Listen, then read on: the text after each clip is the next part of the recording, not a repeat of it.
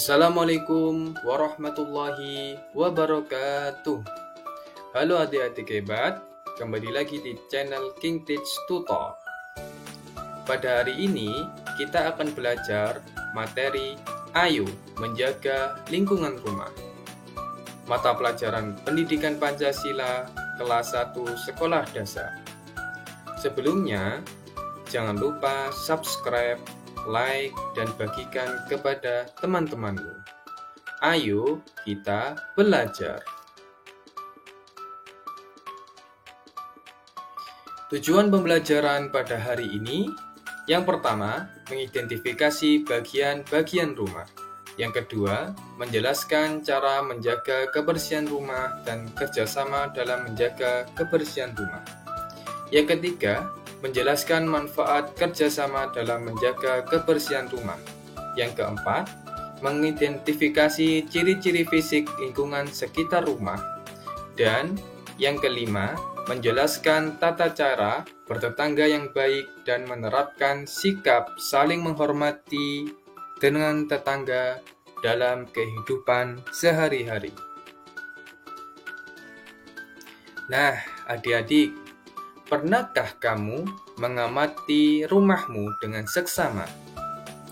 Apa saja bagian-bagian di dalam rumah?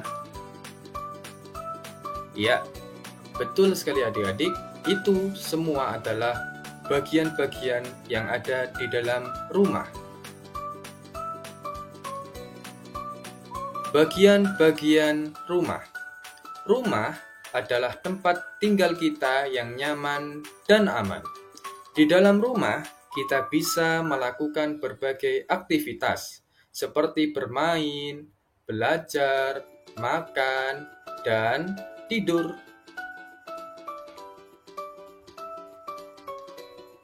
Di dalam rumah terdapat banyak sekali ruangan-ruangan. Ada ruang tamu, ruang keluarga, dapur, kamar tidur, kamar mandi, ruang makan, garasi, dan halaman rumah atau teras rumah.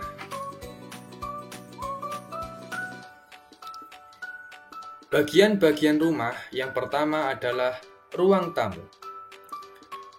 Disinilah kita menyambut tamu yang datang berkunjung ke rumah kita.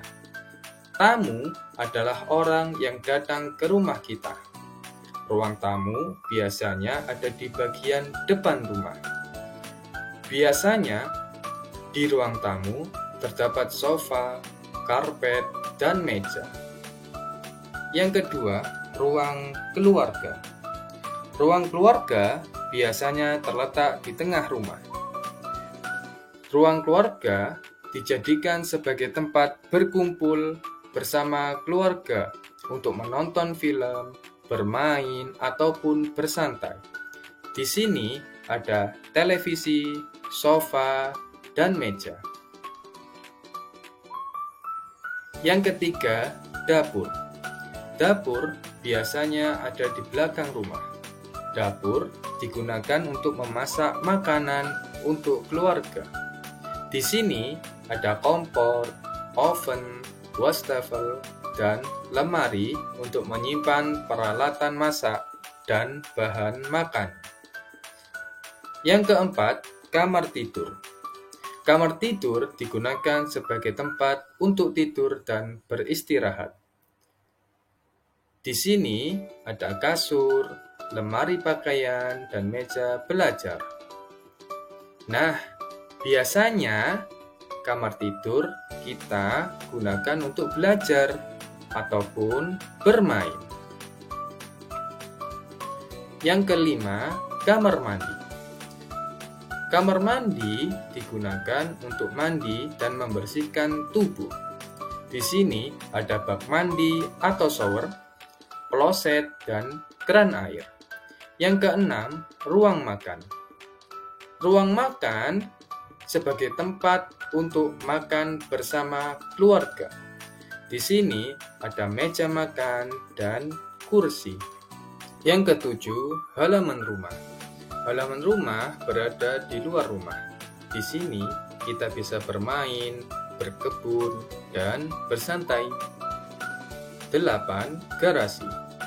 Garasi digunakan sebagai tempat untuk menyimpan kendaraan, seperti mobil atau motor.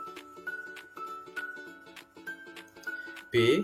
Kerjasama menjaga kebersihan rumah. Tahukah kamu, kebersihan rumah adalah tanggung jawab setiap anggota keluarga. Kita harus saling bekerja sama untuk membuat rumah tetap bersih dan nyaman. Yang pertama, kerjasama menjaga kebersihan ruang tamu. Kita menghidangkan makanan dan minuman untuk tamu.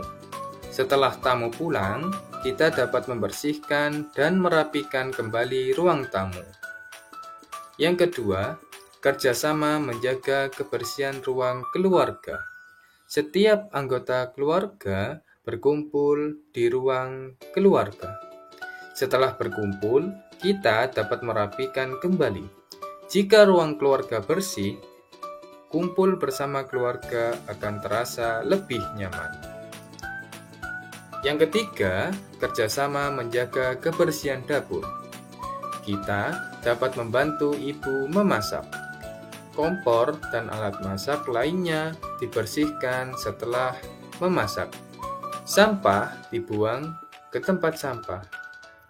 Yang keempat, kerjasama menjaga kebersihan kamar tidur. Kamar tidur harus bersih dan rapi agar tidur menjadi nyaman.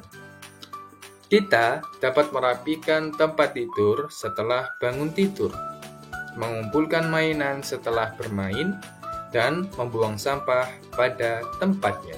5. Kerjasama menjaga kebersihan kamar mandi.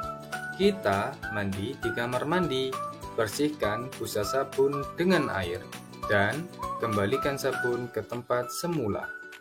Jangan lupa untuk menyiram kloset setelah digunakan, dan kuras bak mandi secara rutin. Yang keenam, kerjasama menjaga kebersihan ruang makan. Kita dapat merapikan meja setelah makan dan membawa piring serta gelas kotor ke dapur. Ruang makan akan menjadi bersih dan rapi. C. Lingkungan sekitar rumah. Kompas adalah alat yang menunjukkan arah mata angin. Gambar di samping merupakan gambar kompas. Jarum kompas selalu menunjuk ke arah utara. Matahari terbit di timur dan matahari terbenam di barat. Perhatikan gambar berikut. Rumah Siti berada di sebelah utara musola. Rumah Rama berada di sebelah timur toko laut. Toko berada di sebelah tenggara rumah Siti. Dengan mengetahui arah mata angin, kita dapat mengetahui letak rumah. Selain itu, kita juga harus mengetahui batas-batas rumah. Bisa berupa tanah, tembok, tanaman, pagar, atau jalan. Perhatikan gambar tersebut.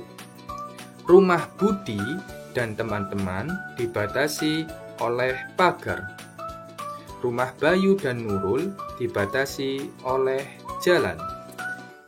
Toko menjadi batas antara musola dan pos kamling. D. Tata cara bertetangga. Tetangga adalah orang-orang yang tinggal di sekitar rumah kita. Bertetangga artinya hidup berdampingan dengan orang lain di sekitar rumah kita. Tata cara bertetangga yang baik, kita harus mengucapkan salam dan permisi saat berkunjung. Yang kedua, menjaga batas-batas rumah. Dan yang ketiga, menjaga kerukunan, saling membantu dan tolong-menolong, serta bergotong royong. Ayo, bekerja sama. Dengan bekerja sama, kita dapat menciptakan lingkungan yang bersih, asri, dan sehat untuk dinikmati secara bersama. Ayo jaga kebersihan dan kelestarian lingkungan sekitar rumah.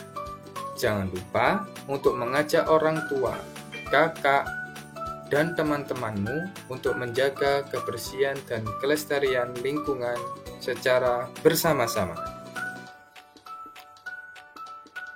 Terima kasih adik-adik yang sudah menonton video kali ini. Jangan lupa subscribe, like, dan bagikan kepada teman-temanmu. Semoga bermanfaat. Wassalamualaikum warahmatullahi wabarakatuh.